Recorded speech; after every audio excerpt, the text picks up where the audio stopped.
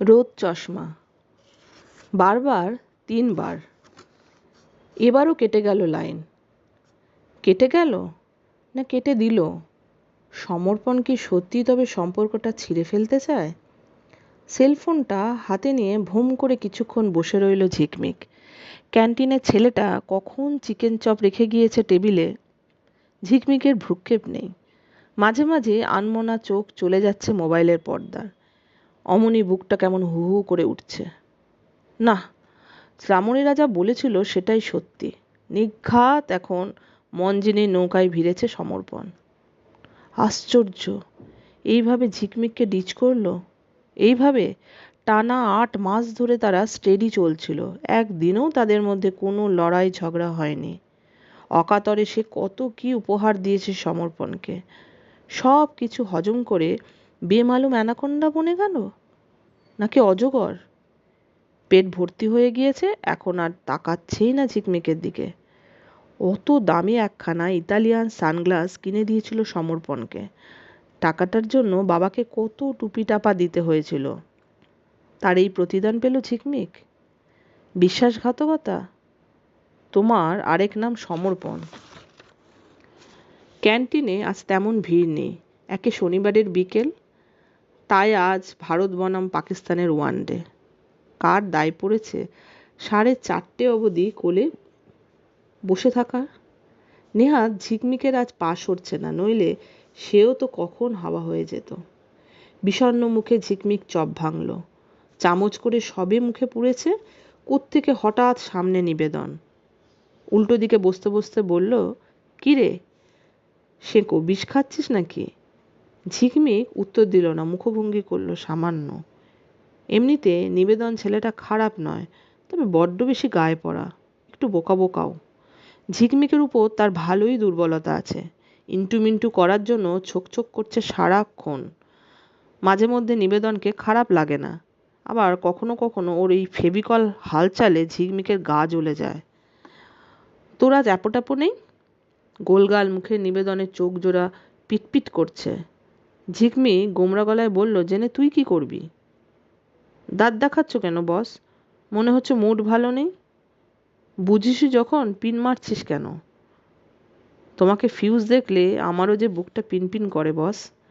নিবেদনের স্বরে আচমকা মাখন। কি হয়েছে রে ঝিক, বল না।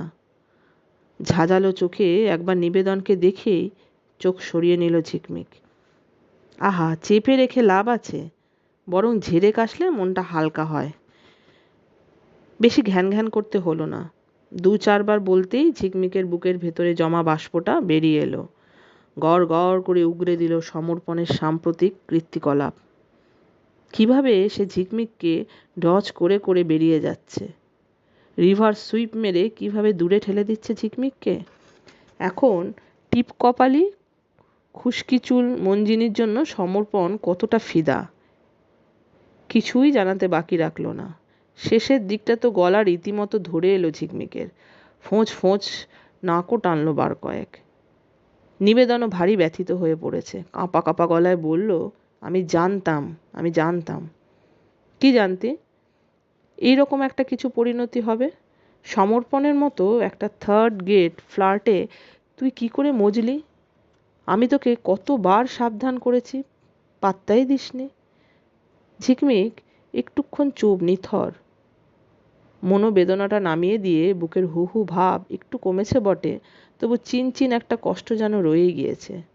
নিবেদন ফস করে জিজ্ঞেস করল, তোরা কত দূর এগিয়েছিলি? মানে? ঝিকমিক থতমত। মানে, ইউ ডোন্ট মাইন্ড, তোদের সম্পর্কটা মানে ঠিক কী স্টেজে? কি হবে জেনে? না, জেনে কোনো লাভ নেই, জাস্ট কৌতূহল।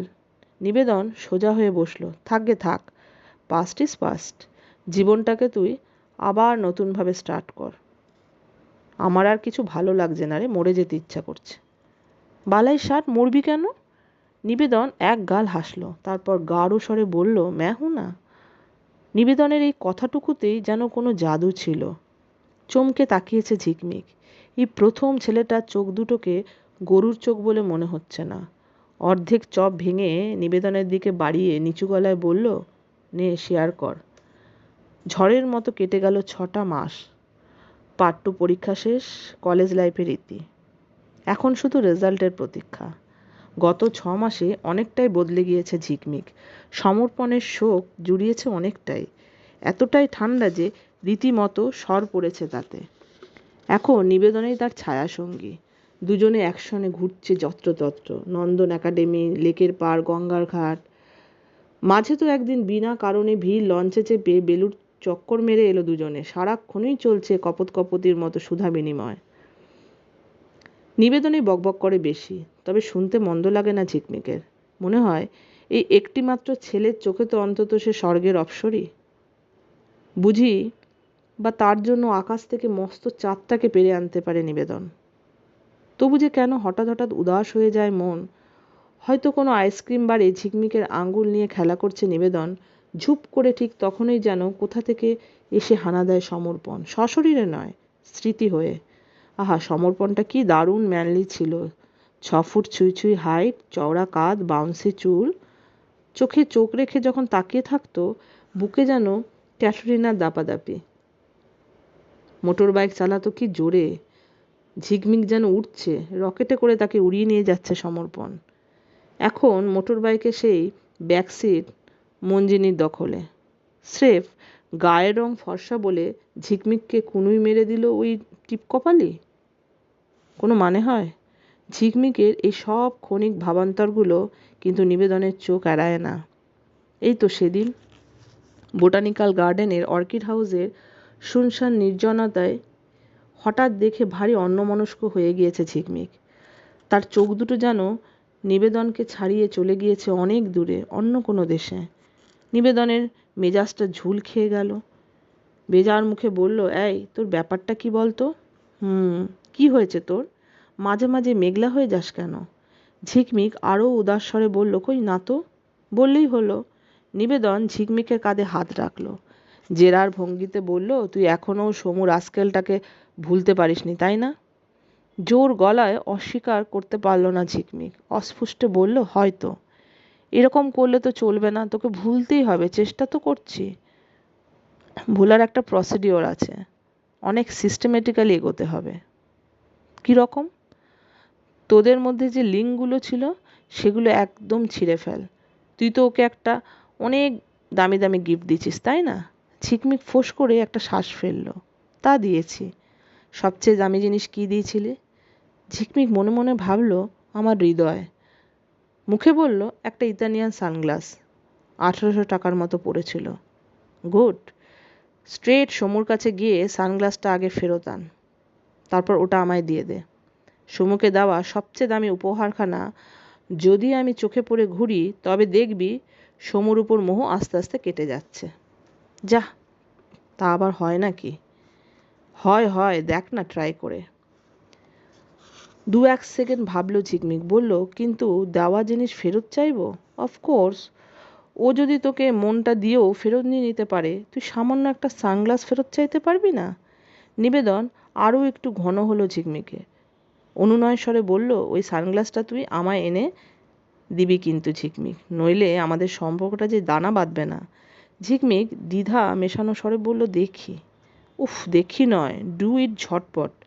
আমার কাছে খবর আছে সমু দিল্লি কেটে পড়ছে, তার আগেই ফয়সলাটা করে ফেল। মনের সঙ্গে প্রচুর লড়াই চালিয়েও সমর্পণের কাছে যেতে পারল না ঝিকমিক। ওভাবে কি দেওয়া জিনিস ফেরত চাওয়া যায়? পরের জন্মে তাহলে কালীঘাটের কুকুর হতে হবে না? তবে নিবেদনকেই বা দুঃখ দেয় কিভাবে? তাকেও একখানা সানগ্লাস তো কিনে দিতেই হয়। দিলও।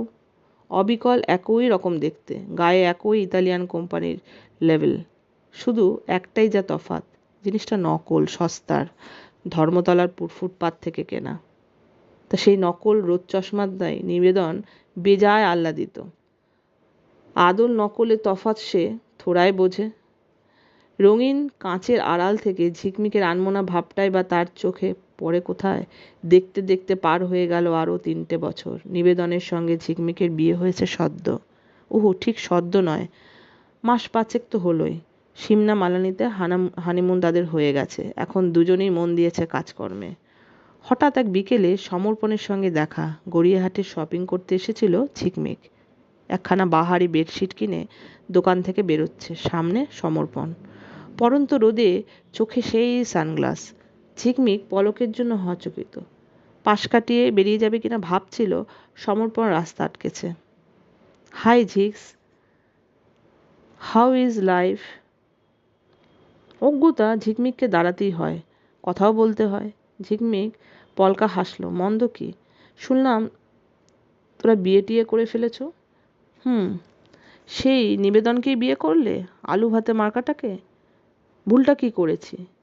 আর যাই হোক, নিবেদন 420 নয়। ঝিকমিক ভেবেছিল কথাটার প্রতিক্রিয়ায় নির্লজ্জের মতো হা হা করে হেসে উঠবে সমর্পণ, কিন্তু তেমন ঘটল না। সমর্পণ যেন চুপসে গেল একটু। শুকনো মুখে বলল, তুমি এখনও আমার উপর চটে আছো, তাই না? না তো, পাস্ট ইজ পাস্ট। হুবহু নিবেদনের মতো করে কথাটা বলল ঝিকমিক। তেরচা চোখে জিজ্ঞেস করলো, তোমার কি খবর? কবে বিয়ে করেছো মঞ্জিনীকে? সমর্পণ দুদিকে মাথা নাড়ল। করছি না। ও, তার মানে ওকেও ল্যাং মারলে? না, বিশ্বাস করো, কি যে হলো, সম্পর্কটা টিকলো না, বুঝলে? রোদ চশমাটা খুলে হাতে নিয়েছে সমর্পণ, দোলাচ্ছে অল্প অল্প। মৃদু গলায় বলল, ওর মধ্যে তোমার মতো চার্ম নেই। মস্কা মারছো? ভাবছো কাটা ঘায়ে নুনের ছিটে পড়বে? না না, বিলিভ মি। সমর্পণ যেন একটু অস্থির। তোমার কাছে মিথ্যে বলবো না, মঞ্জিনী ছাড়াও আরও 2-4 জন এসছে আমার জীবনে, কিন্তু ইউ ওয়্যার ডিফারেন্ট ঝিক। আমি তোমাকে সত্যিই খুব মিস করি। ঝিকমিকের গাটা শিরশির করল। সমর্পণের ডায়লগবাজি বিশ্বাস করার কোনো মানে হয় না, তবু সে যেন দুঃখী দুঃখী মুখখানা দেখে মায়া জেগেছে বুকে। নাকি এ মায়া নয়, অন্য কিছু। একটা ভারী দীর্ঘশ্বাস ফেলল সমর্পণ।